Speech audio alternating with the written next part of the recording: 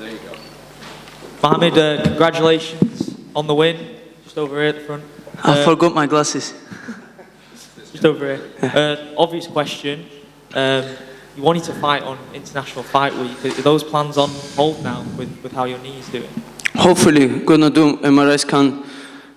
I came here with AC type 4 injury. I didn't say this. What type was it? I know it's dislocation, but show me anyone who else can't even move the arm after AC joint injury. What did you make of your opponent and how competitive the match was? Like I said, debut guy, hungry, coming from Brazil, hungry life, coming to fight for his family, food on the table. They are most dangerous guys, debut guys. The fight before me, what's his name, the Brazilian guy? Wow, I think this guy won.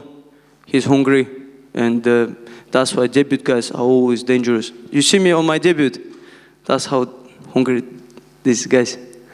Obviously, people are going to talk about Jake Hadley's performance before yours. Do you see that fight happening eventually? He looked very impressive, and he had some things to say about sort of rivalry that's been brewing for quite a while between you both. Yeah, listen, it's been talks since 2017. He fought Liam Gittins. Liam Gittins smashed him in amateur career for 5 rounds, and then I dominate Liam Gittins. I think 6 suplexes I did on Liam Gittins. And after this, I was gonna fight Jake on Brave. He asked Brave for 15 and 15 purse. Who else gonna give him 15-15? He talked shit. If you know Brad Pickett, I came to his gym, booked hotel from Monday till Saturday, and I came to Dominic Wooding. I said, listen, your friend lives in Birmingham. I know you're friends with him. I'm here Monday to Saturday, bring him for the sparring. He told him this. And I was there till Saturday, nobody turned up. I was there on my own without any coach, nothing. Yeah. Do you not think the trajectory that you're both on, you're both heading upwards, it would be a fan-friendly domestic bout that, you know, it could capture the imagination of the British fight fans, and the build-up would be fun, obviously, there's animosity between you both. It would be putting bums in seats, wouldn't it? People would go and pay to watch that fight. Brother, to be honest, I want to fight tough guys. There's tougher guys, Matthews, Nicolau, there's Albazi, there's like top 10. I want to fight hard guys who knock me down, I get up. I want guys like this. Going backwards, he's exactly level for me against Malcolm Gordon. I think that there's nothing special, but if he enters like top 12, 11, it's possible. But now I go back again, I beat him, and they say, you beat Jake Hadley, he's like a crackhead from Birmingham. Well, in front of you, right here.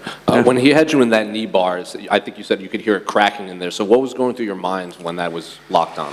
I'm flexible. There was like three, four cracks, and he thought I'm gonna tap. So he relaxed a little bit. He looked at me, and then Herb didn't say he didn't tap. So I shake my head, and then he rejoined the grip like a choke position, but even stronger. This groin guard is very strong, and then another 4 cracks. In my head, I was waiting till my knee rips. In my head, I felt like it's nearly coming out. And then when I stand on the knee, I'm like, my knee gone. And when I grab him, I said, in my head, I was talking, I'm like, I broke his heart. He didn't finish me in position where he's like, black belt. I'm not black belt. And I broke him. So you were willing to let your knee rip in there? Yes, because I know I'm resting. Next month, Ramadan, in 3-4 days, I'm going to rest. So I don't want to rest with tapping. I'm not going to sleep for 30 days, you know. And you said you had a shoulder injury coming into this fight. How serious was that? If you want, I can send you my scan. It was serious. I couldn't even put my t-shirt on. There's a video someone took from like the stands. It looks like you had tapped in the first round when he was trying to maneuver your shoulder. So you would refute that you tapped in there, right? In the first round? Yeah. No, it looked like you were on top and he was kind of working your shoulder and your hand looked like it had tapped. No, definitely. First round, I did make noise like this, so he squeezed more, get tight, but I was over his knees. If you look the full guard, it was like quite tight, but it wasn't. I still could breathe, you know. No, definitely no. So given that you survived, you came in with a shoulder injury, you survived the knee bar, and you got the finish, where does this win rank in your career? Maybe I think I will be top 10. I remember when Jeff Molina was ranked number 13th and I finished Cody Durden, he said, "You're not top 15. Now I definitely don't want to fight against this guy." Is he coming back now? There's no update yet. Yeah, I don't want to fight this guy anyway. I'm not saying why, but I want to fight somebody from top 10. Mohamed, how you doing, man? Congratulations on your fight. Thank Do you agree this was probably one of your toughest fights to date? No. In amateurs, I think these young guys, like 22, 23 years old, give me tougher fights. Yeah, those IMAFs are tough, to be fair, because you won 2 IMAF competitions, and to be fair to yourself, you went straight into Brave in your pro career. You know, you've always fought in the top level of the leagues, and do you think that really, that's, what's the word I'm looking for? That's what's made you who you are today, from fighting the big stage, the big names from day one? Yes, I have fought big names. There was a guy, I remember, Abdul Hussein, like it was my 4th professional fight. He was IMF world champion in seniors, and all fights were bantamweights against grown men. I think I did good competition. There was the Blaine O'Driscoll, Irish guy.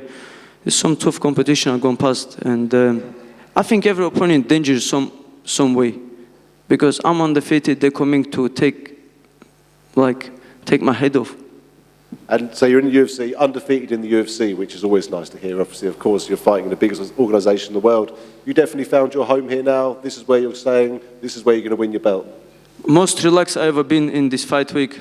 I relaxed. Maybe that's why I was nice guy yesterday at the weigh-ins, and now I feel it's my home. Congratulations. Man. Thank you. Mohamed, just a quick one from me. When you were in that submission, I always ask you this because you have your dream of being the youngest UFC champion. Did that go through your head in that moment? Yes. And was there any part of you thinking, I might actually tap here just to save myself from getting an injury and quickly coming back and maybe fighting again? Quickly coming back where to fight again on rank, guys. I'm gonna take another year off. I mean, go to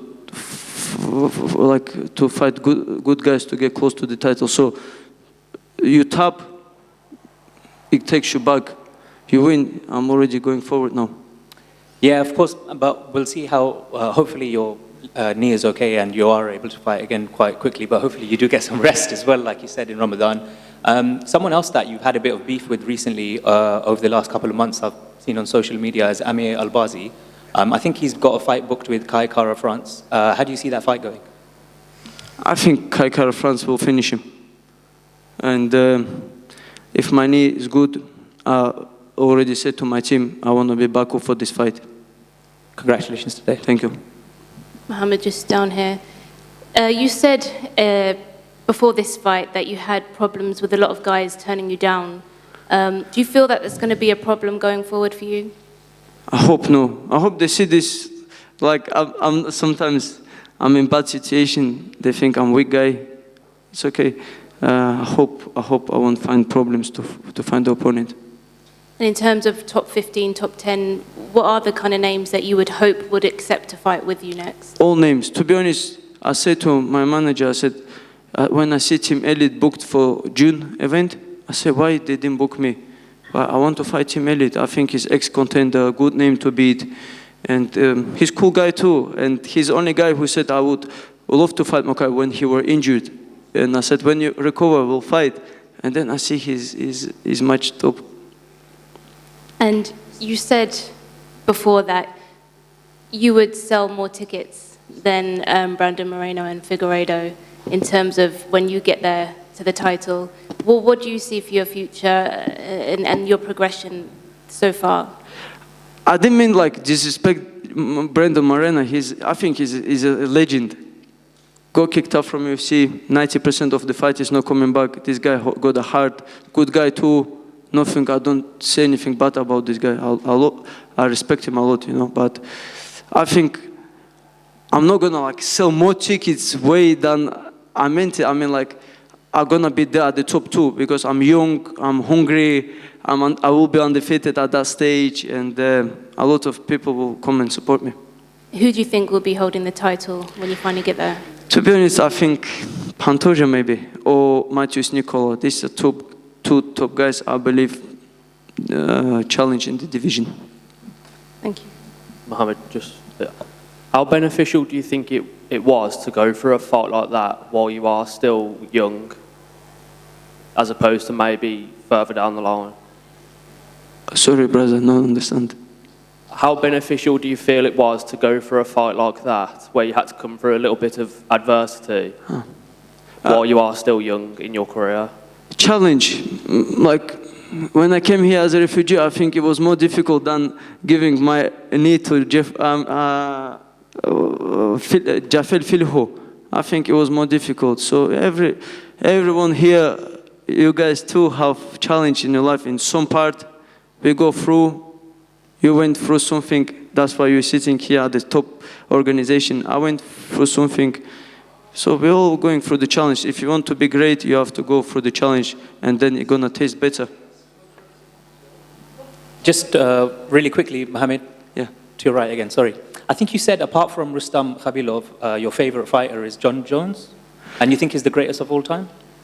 Yes, John Jones, 15 times defend title, youngest UFC champion, and came back, won the title. But I put also Khabib there and Demetrius Johnson there. But guy who I look up to is Rustam Khabilov. He's like, yeah, my big brother. Yes. Yeah. So the reason I asked is, yes, the reason I asked was I was going to ask you, how do you think he does against Stipe in the rumored fight that's coming up? I think he will beat Stipe. Yes. Good. Thank you, guys. I appreciate it.